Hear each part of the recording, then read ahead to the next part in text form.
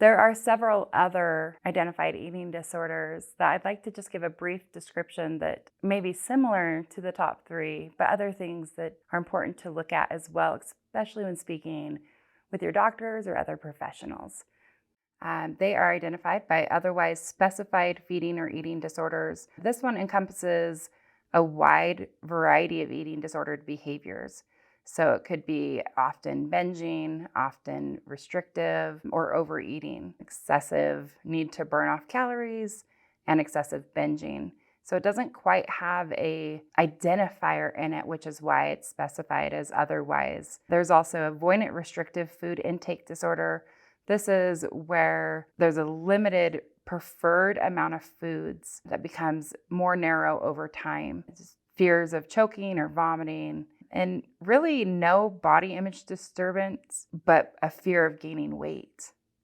There's also what we call pica, P-I-C-A. This is the persistent eating over a period of at least 1 month of substances that are not in food. So these substances are often paper, soap, cloth, hair, things that people wouldn't normally eat, and it's usually a lack of vitamins and minerals. And there's also a rumination disorder. This is repeated regurgitation of food for a period of at least a month. Regurgitated food may be rechewed, reswallowed, or spit out. Often is identified with an intellectual development disorder and can be severe enough at times to warrant clinical attention.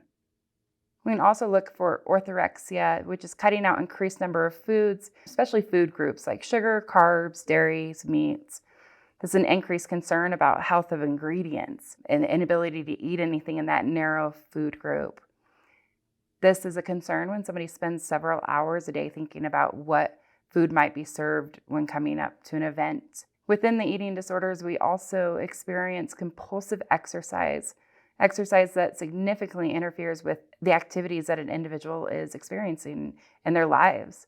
It occurs at inappropriate times, inappropriate settings. It's an intense anxiety, depression, or distress if you're unable to exercise. Exercise may even take place when somebody is injured or extremely fatigued.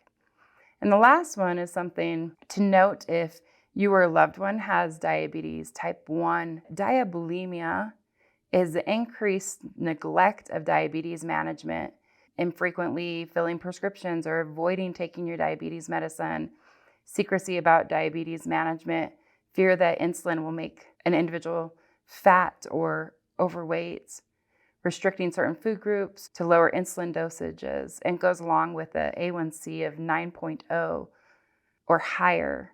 This is very common in females. About 25% of females with type 1 diabetes will experience an eating disorder or disordered eating and are at a high risk. There's the general overview of the top 3 diagnosed eating disorders and the other disorders to look out for so that you are in the know.